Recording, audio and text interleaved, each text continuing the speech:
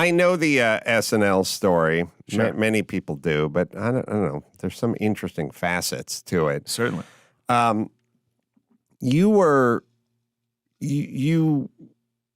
SNL. Now, a lot of people grow up with the dream of SNL. Mm-hmm. They just watched every episode, and that's the end-all, be-all. Yeah. But that wasn't you. No. And you're more of a stand-up than a sketch person, although you Definitely. do some really funny sketch stuff we can get into as well. But so for you, how does SNL come about when you're not pursuing it? They had just seen me at Just for Laughs, Montreal. The festival. There was a comedy festival. I did New Faces. So that's, for the listener, that's just like a, up-and-coming comedians. They have a showcase for new comics. And I guess there were people from SNL that were at the showcase, and they were like, he was funny. So they contacted my agents, and they asked me to do like a writing packet. And I didn't do it. I was like, I don't want to be a writer, and I'm probably not going to ever work for SNL. And then they were like, all right, that's fine. He didn't do the writer's packet. We want him to audition. And so I was a little like, I don't know. But then they were like, he doesn't have to do the preliminary audition. He can just come in and audition on the main stage. Just straight to the main stage audition. And I was like, all right, yes, I'll do that. And It seems, yeah. So it seems interesting that they were just watching you do stand-up. Did you do any impressions in that stand-up? No, I don't think so. So they just liked your ideas. Yeah. I mean, the way you thought. Yes. And yet it's not a format for stand-up, but they saw something and they thought maybe we can. Yeah, I think they might have. I think they saw that I would be good at the desk for like daily weekend update and all that stuff. Mm-hmm. I think that was like where they were probably going to place me. Does that mean doing the news, or does that mean sliding in on a chair? I think initially it means sliding in Mm-hmm. and doing basically stand-up, which is what that is to some Right. extent. And then I think it maybe, I don't know. It's tough to say I'd host weekend update, but yeah. So you go do the For a guy do the I was tryout. never on the show. I was like, yeah, I'd probably be hosting. So you go try out and walk us through that process. So what they do, did you ever? No. They put you in like, there's probably like 15, 20 people auditioning. I don't even know. They put you all in green rooms, all like the cast's green rooms and all that. So you're in 30 Rock, and then they make you wait. They make you wait like 3 hours. You just sit there. Because I guess it's like a tactic to make you like nervous or like see how you handle pressure or whatever. But the whole time I genuinely was like, I'm never going to get this. I don't care. So I was very calm. And then, you were going to do stand-up for your yeah, I was just audition, going to do right? 5 minutes of stand-up. Was it stand-up you knew like the back of your hand, or did you shape it a little for this? It. I remember changing it right at the last second, and I forget how I changed it. I think my one friend Reggie was like, you should do an impression. Mm-hmm. I might have done one. Yeah. Anyway, so I didn't care at all. And then when you walk out to do the audition, you see the stage, then it hits you. Mm-hmm. And then you're like, oh, fuck, I do care. You start like, I was. Because you're on the actual SNL stage? So nervous. Yeah, you're on the stage where they do the opening monologue and the band is behind you. And then like Lorne Michaels is just sitting there and the whole studio's empty. There's just a camera 5 feet in front of you. It was probably the most nervous I've ever been. I have had to do plenty of that kind of stuff in terms of, I don't know, some big award show, and the day before, the afternoon of, you go out and there's some big arena or some big venue, and there's nobody there, and you just have to go through your monologue, and it's the worst. Yeah. Always far more nervous out there with a couple of the director and the chick with the headset on and the stage hands and all that, just doing it to an empty place. I'd say any comedian would much rather have that place filled than just a few people sitting on folding chairs. And it's counterintuitive to some people, because some people go, oh, well, there's only a few people in there. But to a comedian, that's hell. Yeah, it's the worst. It's embarrassing. It makes it embarrassing. Like, if you're doing stand-up for no one, it's very embarrassing. Yes, you're in a club, there's a context, and if you're alone on a bus, you seem insane. Yeah. So you start off, and you remember how it went? I don't. I genuinely don't, but I do remember getting laughs. which they said wouldn't happen. They were like, Lorne and the writers and all them won't laugh. So just pretend they're not there and go. But yeah, once I started, I got some laughs right away, and I was like, oh, nice. And then just kept, that was it. Got done. You walk straight out. You don't say anything to anybody. And I thought I sucked because I was nervous. Like my hand was shaking with the mic. So I was like, this is bad. Yeah, right. And then I ran into Michael Che that night after, and he was like, no, that was really good. At a club or? Yeah, at a show. And he was like, no, that was actually really good. And I was like, I thought I was, my fucking hand was shaking. I was nervous. And he was like, you were the most calm one. Wow. And I was like, oh, fuck. And it just went from there. Like where it was the whole time, I was like, all right, this has got to end.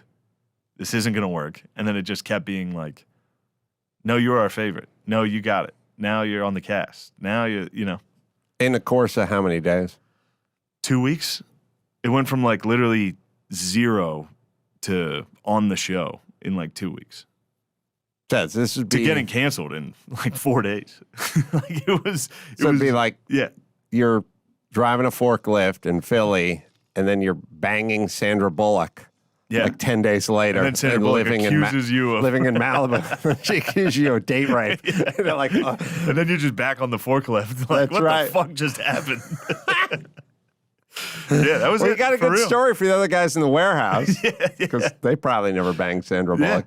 But it was literally that. Like you were a comedian, you were working, stuff like that. But somehow, pow, you're on SNL. You're not dreaming of it or signing up to work out on SNL. Right? Yeah. So within 2 weeks, they announce you as a cast member. Yeah. And walk us through that, if you could, please. They actually Lorne called to be like, because after the audition, they bring you in to like meet everybody and talk to everybody. And I met with Lorne, and he was like, I'm going to use you. I'm just not sure if it's going to be a writer or as a featured cast member. So he thought maybe he would bring me on as a writer to kind of like learn how the show worked. Mm-hmm. But yeah, that was what he told me he was debating. And then one day he called me and was like, all right, you're going to go straight to cast. And then the next day they're announcing it. So they had 24 hours to like vet me and figure out what I've done and said. And I don't think they were used to ever checking for podcasts. Yeah. In fact, I'm certain they weren't. Nobody checked. They're looking for tweets. They're looking for tweets, Facebook, and Instagram. Because everybody they put on their show is a improv person, not necessarily a stand-up or somebody that has a podcast. And how what are they going to listen to 1,000 hours of a podcast? Right. So yeah, they announced that I'm on the show. It was very cool for about 4 hours. Everybody I'd ever known and like gone to school with, or everybody just reaching out like, holy shit, this is crazy. You're on SNL. And then I was like, no, I'm going to go do stand-up. I went to the Stand in New York. And while I was on the train, my agent, this is like 4 hours after they announced it, my agent texted and was like, did you say, and it was a slur. And I was like, no, I wouldn't say that. Right. And then she was like, here's an audio clip of you, or here's a video of you saying it. And I was like, looks like I said it. Yeah. Because right when she said it, I was like, no, I don't think. I'm not really. Yeah. If anyone ever hears me say, that doesn't sound like something I would, that definitely means I said it. Yeah. And it was funny because I was on the train, so I was going like in and out of service. Oh. While getting canceled. Oh. So I was like trying to update my phone, and my agent would be like, you need to call. You're fucked. Like. God, you wonder, like, does that shave months or years off your life? Oh, bro, that was, that killed me. Did you have to go out and perform stand-up that night? I didn't have to, but yeah, I did. Yeah. No, but it means, like, you got the info. Like, we all know if you perform enough, there'll be some disturbing news at some point before you walk out on stage. If you hang around long enough and say enough and have enough kids and whatever else, something will hit you. It's got to be tough going out there with that so fresh on your mind. Well, everybody knew. The whole crowd knew. Oh, the whole crowd. Everyone knew. Yeah, it was like #1 on Twitter. Oh, interesting. And then when I walked in, everyone was like, "Holy shit! There's that guy who's getting fucking crucified." So, first off, do you ever really know who is leading the campaign? Like, is it is it Mothers Against Drunk Drivers? Is it the Asian Americans No, for this is civil white. liberties? This was white people. It's always white people. This was white people crying. Yeah, and is the agenda just to get you canceled? And is it a group, or is it just a bunch of sort of scattered individual Karens all over the world? I think it's I think it's it's kind of like the network thing we were talking about, or the vegans. Right. It's like there's like 100 people on Twitter that enjoy this shit. Right. And they've built a career type thing around this canceled type thing, or being outraged, or however I don't think no one cares. I look genuinely, no one cares every single time. When I used to do radio a million years ago, like you get called into the program director's office and they had 3 letters from the Christian community or whatever, and they were very upset that you said tits or whatever it is, and I'm like, that's 3 people, and then there's 3 million people that laugh their ass off. So why aren't we taking their feelings into account? The people that want to be entertained. You know what I mean? Why are we so dismissive of their feelings? If this person could host this show or be a cast member or do a radio show or something, and they're bringing a lot of joy, maybe thought-provoking, who knows what else to those people, why do they collectively, with 3 million people, have 0 vote in this, and the fucking 8 born-agains are steering the shit? I don't know. That's the question. The other thing that I found interesting is if you hang around long enough, my whole early career, if there was a problem in the network and the program director, you got to go down to this office, something he said, it was always a religious nut job. Yeah. It was always religious based. It was right. It was the religious right that didn't like your language, whatever. If you get called out now, it has nothing to do with the religious right. No. It's the fucking lunatic left who never stops talking about McCarthyism. Yeah. Except for they're fucking applying it every day of their life to you and your career. Yeah. It's so interesting that if you tapped me on the shoulder in 1999 and said, there's a letter, somebody's pissed, you said, I'd go religious nut job. You do it today, I go fucking atheist nut job. Yeah. Same nut jobs. 100%. Yeah. I see, but that's the thing. Like I started doing like stand up very like actually seriously in like 2015 or 6. Like, so I've only been around when it's the left. Right. You know, I've never been a part of it when the right wing were the. Well, the beauty of the left is when it was the right, they never fucking stopped belly aching about it. They never stopped complaining about it. They were stuck pigs with the religious nut job right, controlling what they could do or what they could say. And by the way, the religious nut job right wrote letters and tried to get like boycott stuff. They weren't nearly as effective.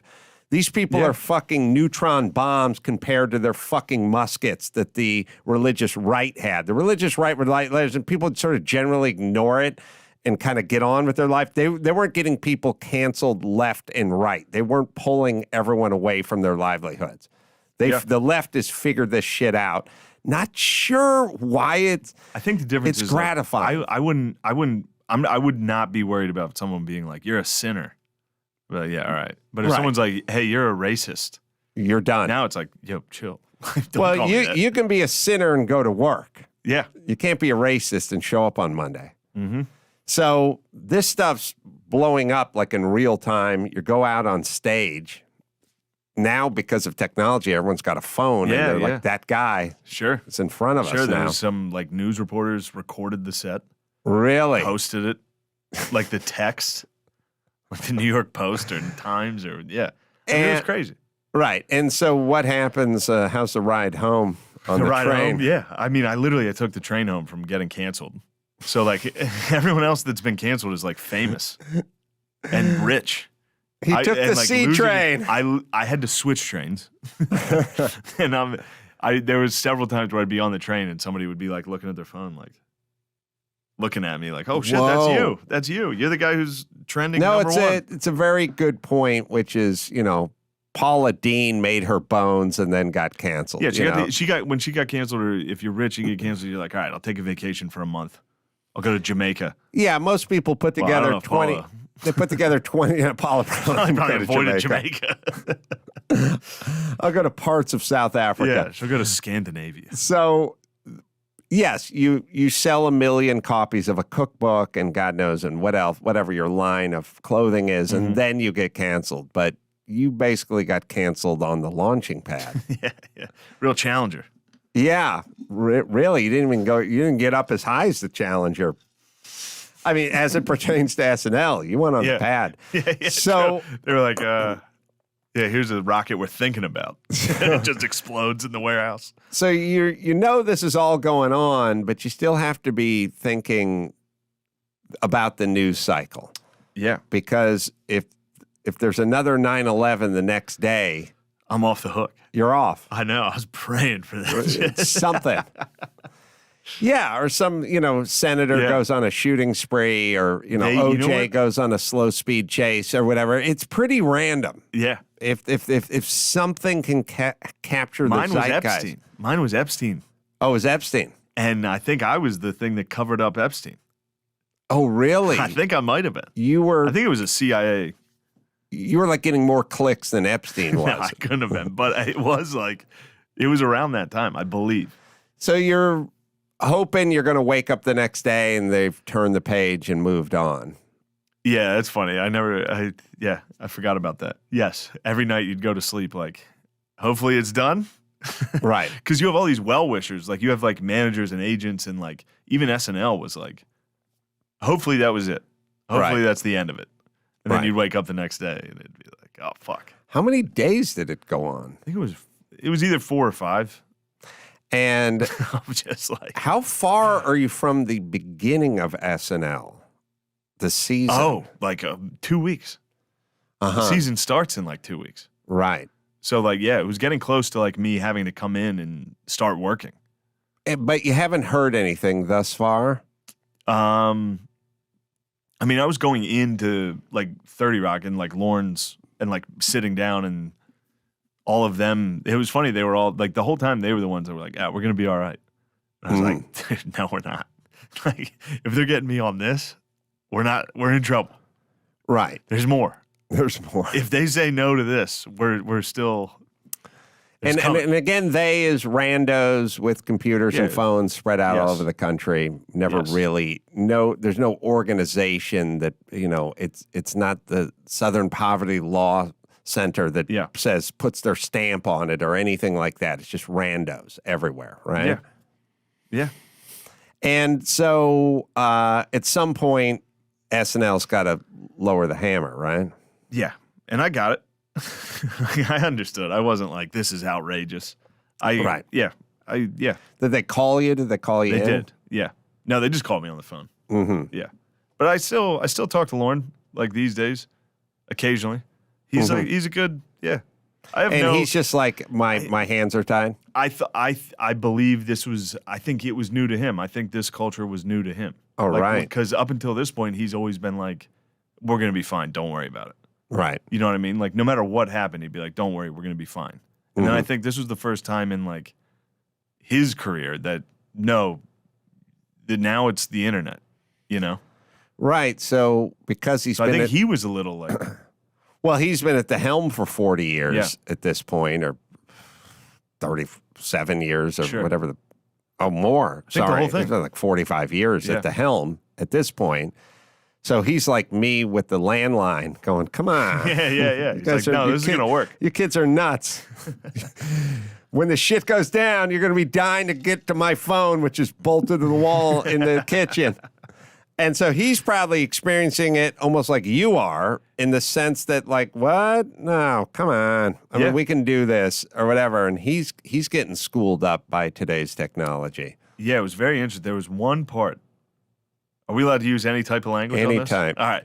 So there was one part. It was me and, this is a funny story.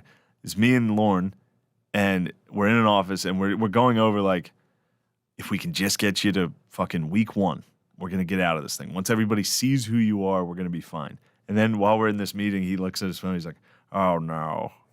I was like, oh, fuck, what? And I'm not going to say the name of the person, but he's like, did you call a faggot? And I was like, I don't know. But yeah, probably. Doesn't sound like me. Yeah, doesn't sound like something I would say. But I was like, oh, fuck, we're done. That has to be it. And he was like, no, it's fine. What were we saying? Like, he literally was just like, no, you fucked up. That's fine. We're going to get through it. But I was like, no, that's over. If they have me on record saying that. Yeah. You know. It's always so weird because you used to feel like as a comedian, you had some grace or some leeway or something, some room to maneuver, that you wouldn't be looked at like a school teacher. Like I was being serious. Or like you're being, yes, because you're a comedian.